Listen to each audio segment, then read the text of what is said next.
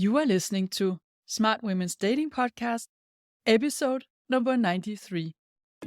Welcome to Smart Women's Dating Podcast. I am your host, certified life coach Lærke Nielsen, and I help smart, independent women attract the love they deeply desire without having to chase or settle. This podcast will give you the mindset tools and insights you need to finally crack the code to your love life. Are you ready? Then let's go.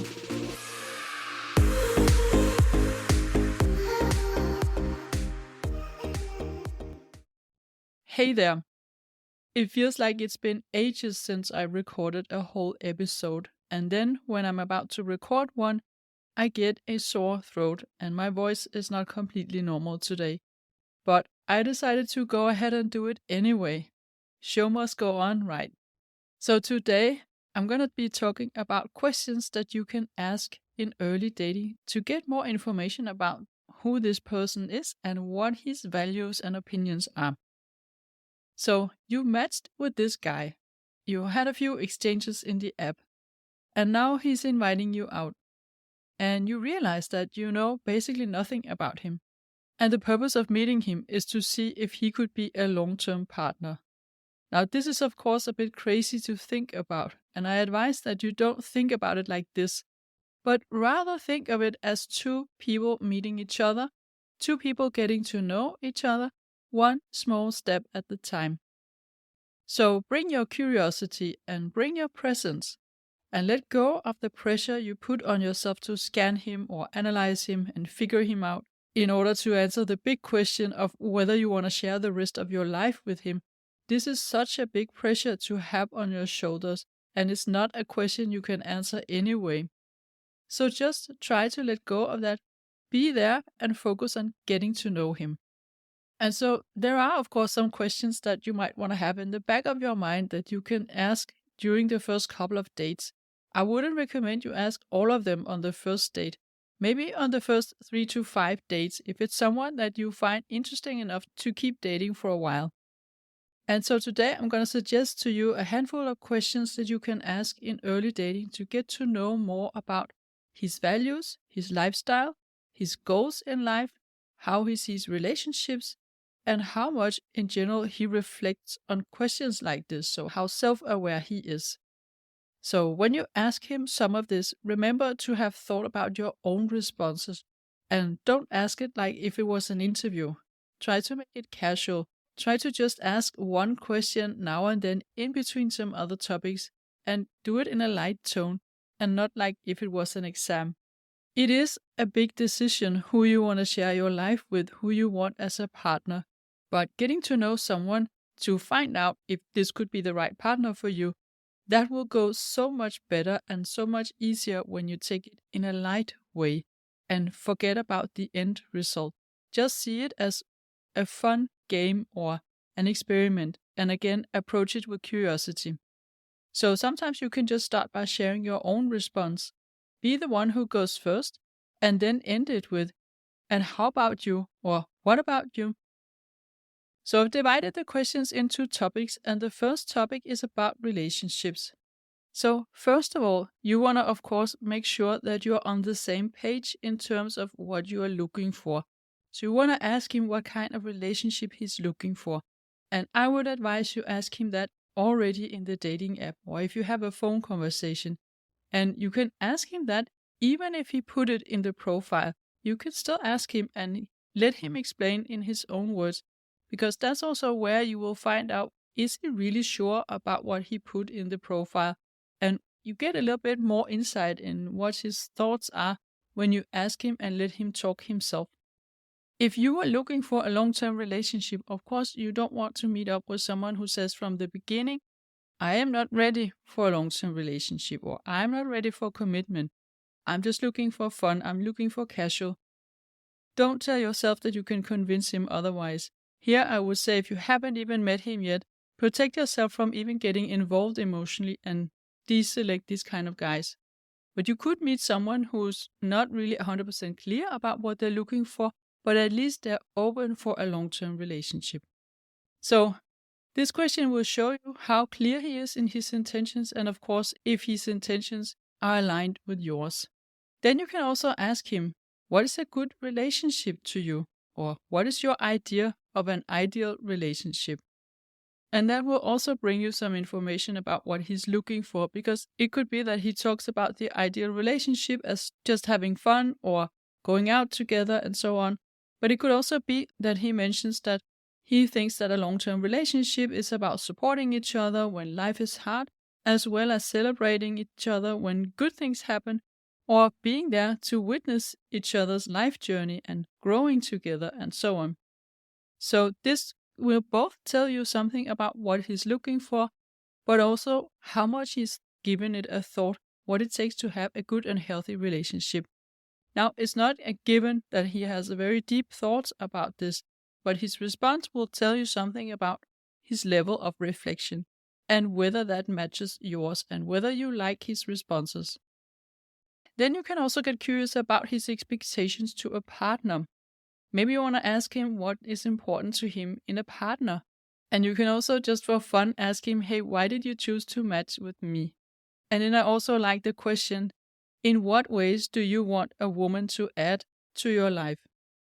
This can give you an idea of how he sees not only women, but in particular a partner. It will tell you his expectations to a woman and again show something about the depth of his thinking about relationships. You will get information about how much he values or prioritizes a partner, whether it's someone that he allows to take up space or not, and it also tells you about the importance he gives to other parts of his life, because, of course, you don't want to be his whole life either. Does he have a realistic view on what a partner can give to his life, what a woman can bring to his life? And does he know that his happiness is basically his own responsibility and a partner is just the cherry on the top? Or does he think a partner is going to make the whole difference and that he is still looking for that perfect woman to come into his life? So this could also be a question that he might not have like a very clear response to, but just the fact that you ask it will make him start thinking about it. And you can do sort of a pulse check on where he is on that. Then you want to definitely get some information about his life goals. So where does he see himself? Where does he see his life going in the coming 5 to 10 years? Or maybe even a question like, what is your idea of a good life? And why do you want to ask that? Of course, you need to know things like, does he want a family? And does he want to move to the countryside or another country? Does he want to retire at an early age? Does he want to go traveling the world or quit his job and build a business? His idea of future plans is very much a reflection of his values as well. So, of course, you need to make sure that you are aligned on that. And also, his idea of his future plans is very much a reflection of his values. So, even if the things he mentioned there never happened, it just shows you what is important to him. What is his dream life? Does he want more freedom? Does he want more security? Does he want more adventure? What are his priorities? And how do they match yours? So it won't work, of course, if he wants to travel the world and you want to have more time to stay home with your family. Or if you value security and he has a dream of becoming an entrepreneur. I have in the past had several relationships with men who wanted to one day move out of the city and live at the countryside or in a forest, and where I could never imagine doing that. I wanted to stay in the city and preferably on the highest floor in a building, not in a house on the ground. And so this is not just a question of where to live geographically, this also reflects values. In terms of what is a good life, what is the ideal life, and where do you want to put yourself in the world to experience that ideal life? So when he expresses what he wants in his future life and what is important goals for him, you want to think of it as an expression of some of his values. The next category is about lifestyle, and that is also super important. How does he like to spend his weekends? What kind of vacations does he prefer? And how does he like to have fun or relax? Now, this could sound a little bit superficial, but daily life is composed of a lot of superficial acts and choices. And actually, lifestyle is one of the things where you want to make sure you are aligned. If he, for instance, prefers to camp in nature on a vacation, and you are a city girl, you like the luxury of a hotel with clean towels every day, then you're going to have to find a common ground between that. Maybe he wants to go and discover new places all the time on vacations, and you want to relax and not have a fully packed agenda. And maybe he wants to stay home and watch Netflix in the weekends, and you want to go out. Or he wants to go out Friday night, all the way to 6 a.m. in the morning and sleep half the Saturday, while you want to get up early and go on a hike. Again, it's not about choosing between the hike and the nightclub. It's a question of what you value in life.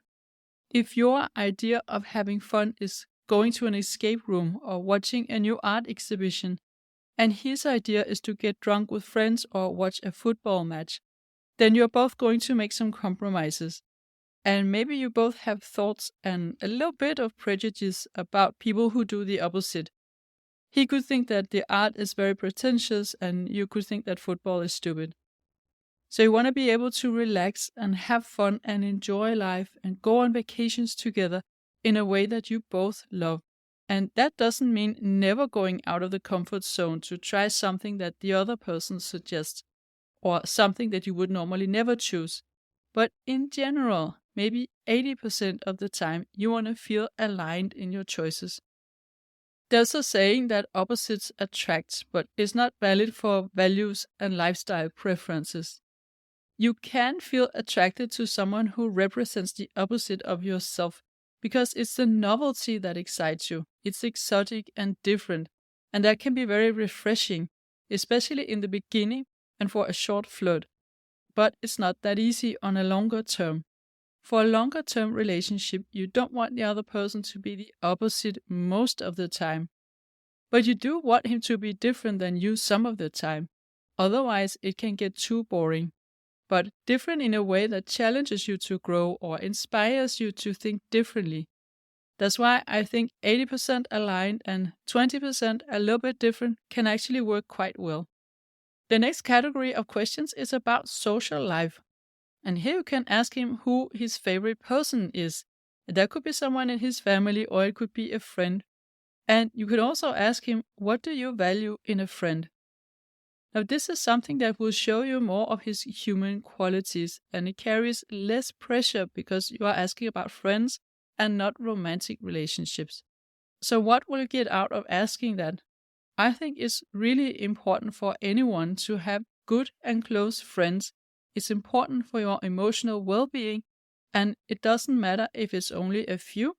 What matters is that there's someone you can trust and you can be vulnerable with, as well as just sharing whatever's on your mind.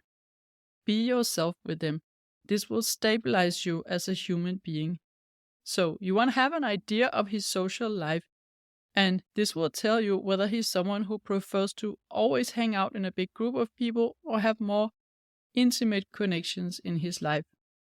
You get a different perspective on who he is as a person with questions like this, and part of what he answers here will also be something you can translate into relationship values. So the last category or the last topic of questions is about his self-awareness. And those are questions I would say don't ask them on the very first date, but ask him at a time where it comes natural into the conversation. And a few things you can ask is, what are some things you learned from past relationships that you didn't know when you were 25, for instance? Or what is your favorite quality in yourself? Or what is your biggest area of growth? Now, this is all about doing a pulse check on how self-aware he is and how much he reflects on his own responsibility in a relationship, how his behavior affects other people, and how he is a person in the world, what he likes about himself and what he's less proud of.